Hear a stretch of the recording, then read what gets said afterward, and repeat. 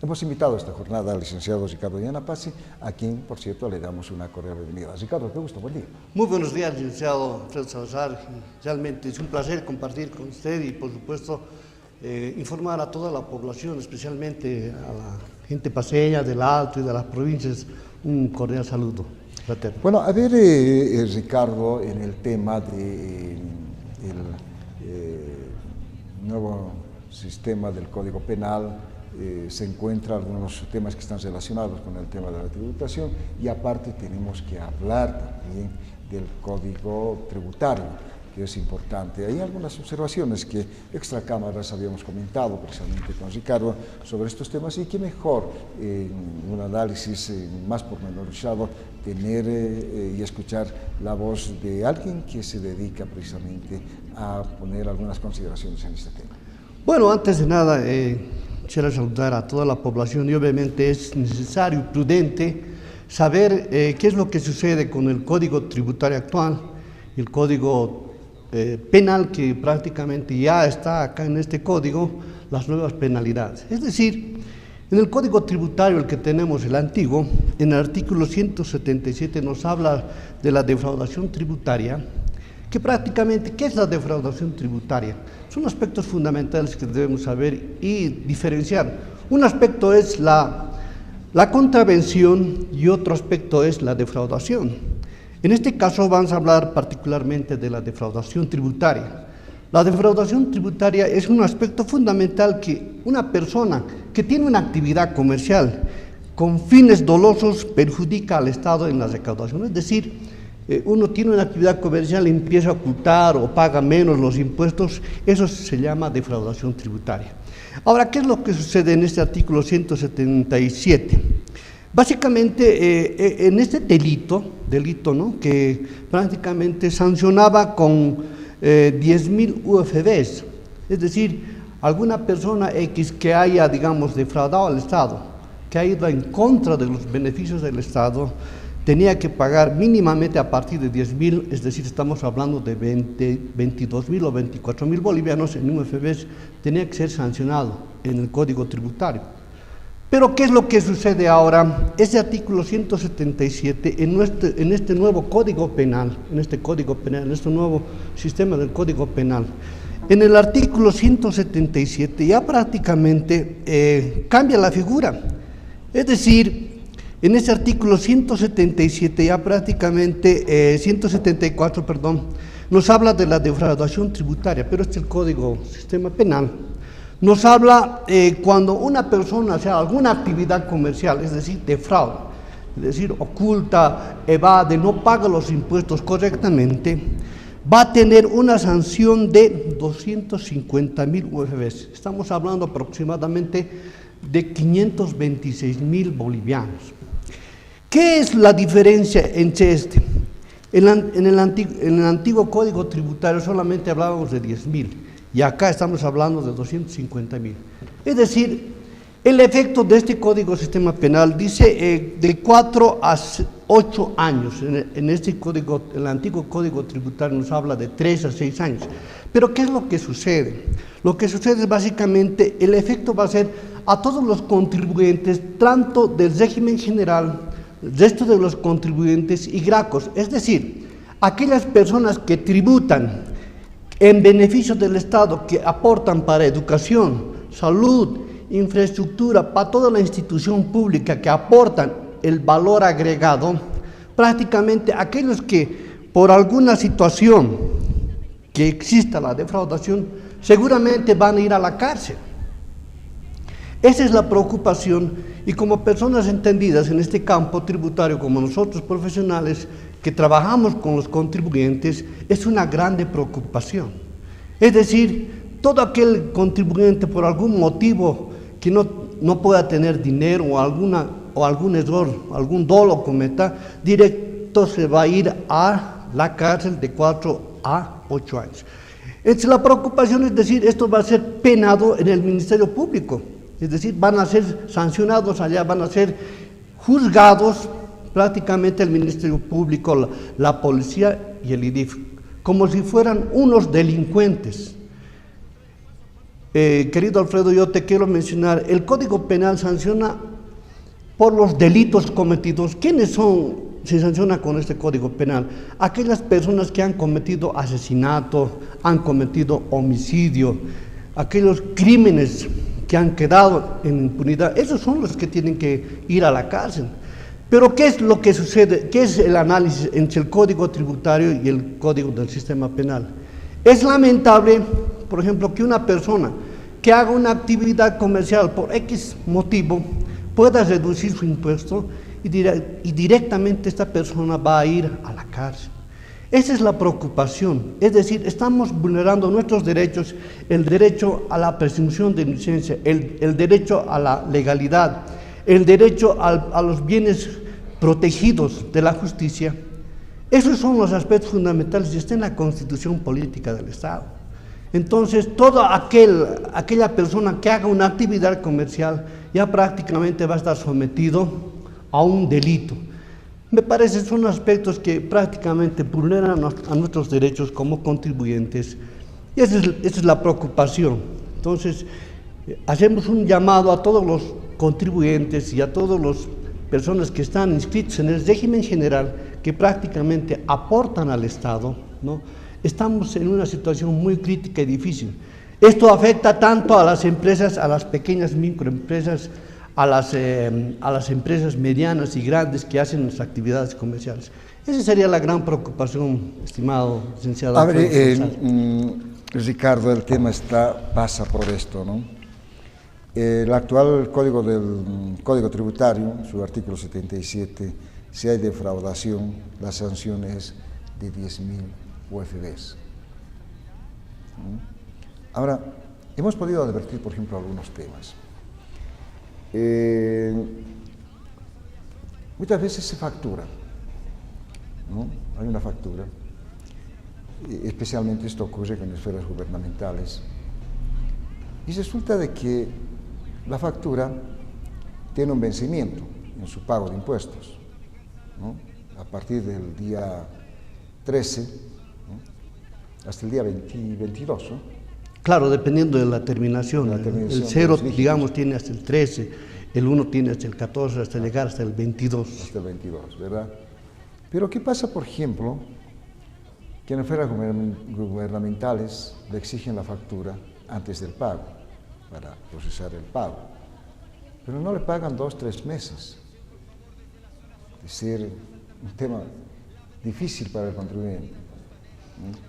Tendría que ser, está bien, que se cumpla con los plazos correspondientes, de mandar la adjudicación, de mandar, qué sé yo, los otros documentos que son necesarios, las boletas o los registros de las AFPs, Fundempresa, NIT, etcétera, etcétera, toda la documentación. Pero en el momento del pago, recién tendría que emitirse la factura correspondiente. Evidentemente. Estos son temas, Ricardo, sí, que complican al contribuyente, de verdad, complican al contribuyente, ¿verdad? Entonces, porque uno, por ejemplo, vende un producto, sabe que tiene que pagar el 3 y el 13%, sabe también en ese momento que tiene que reservar dinero para pagar el impuesto a las utilidades, ¿verdad? Entonces, estos son temas que deben ser cuidadosamente analizados por esferas gubernamentales, porque no es cuestión de decir, porque ahora este nuevo código del sistema penal, el artículo 177, si usted está en este tema de la defraudación, va a tener que pagar 250.000, ¿no es cierto? Sí, 250.000 bolivianos. En UFB estamos hablando como 500, estamos hablando de medio millón de bolivianos. Medio millón de bolivianos. Exacto. Harta cantidad de plata para contribuyentes, qué sé yo, pequeños o medianos. Tal vez para las empresas grandes no es representativo hablar de 60, 70 mil dólares.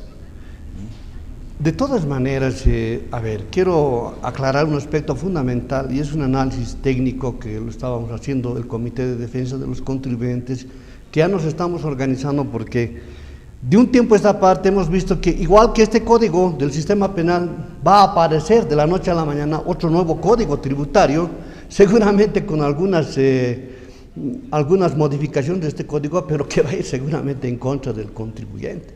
Entonces nos estamos preparando ahora. Pero, Alfredo, ¿qué es lo que quiero mencionar y decir a la población?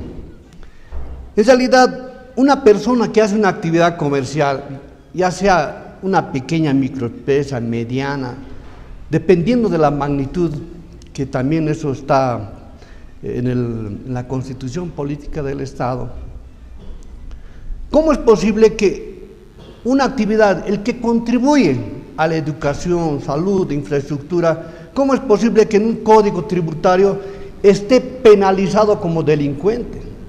Lo que nosotros deberíamos proponer en este nuevo código que seguramente va a salir es que solamente sería una sanción administrativa, es decir, si una persona ha cometido una evasión, una defraudación o una contravención, que son aspectos fundamentales técnicos tributarios, solamente debería haber una sanción, una infracción administrativa. Eso significa que no debería ir a la cárcel.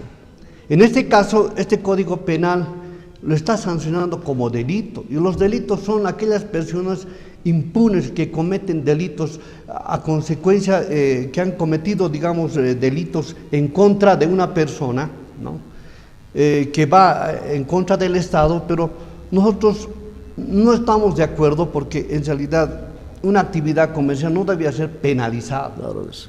Lo que sí debe haber una sanción administrativa, que es lo lógico, porque en primer lugar, un comerciante, uno que hace una actividad comercial, no es delincuente. En cambio, el Código Penal está prácticamente tipificado para los delincuentes, para aquellos delitos dolosos, actividades ilícitas, narcotráfico y otros aspectos, delitos fundamentales, debía ser penalizado. Pero nosotros como contribuyentes no estamos de acuerdo. Ahora hay un tema, Ricardo, lo que no podemos entender, lo que dejamos de ver es la actitud que toman los diferentes colegios de profesionales. Por ejemplo, el Colegio de Profesionales de Economistas, el Colegio de Economistas, el Colegio de Auditores, el Colegio de Administradores de Empresa, el Colegio de Contadores, que están involucrados de una u otra forma en esto que es la tributación privada, ¿verdad? Es decir, empresas privadas. No entiendo. De un tiempo a esta parte vemos elecciones, Colegio de Auditores, grandes publicaciones en los periódicos, el candidato, el Tribunal de Honor, etcétera, etcétera. Pero parece que han olvidado su misión, sus objetivos. Parece que olvidaron. Es decir, no vemos un trabajo académico, profesional de estos colegios. Han olvidado tanto que simplemente se preocupan en recaudar dinero, en tener un presupuesto que les permita no sé para qué. No sé para qué. Pero en todo caso, ninguno de estos colegios al menos tiene una escuela de diplomados. Ninguno. Ninguno de estos 4 colegios que les he mencionado. Estos colegios de profesionales ya tendrían que haber implementado una escuela de diplomados. Les habíamos mencionado, un profesional académico que haya recibido su título profesional, ahí no se acaba, ahí empieza más bien el leer más, el estudiar más, el investigar en lo posible, empieza. Pero allá pareciera que hemos recibido nuestro título y nos olvidamos, ¿no? Que bueno, 2 más 2 es 4, estamos sentados en nuestro escritorio y para de contar.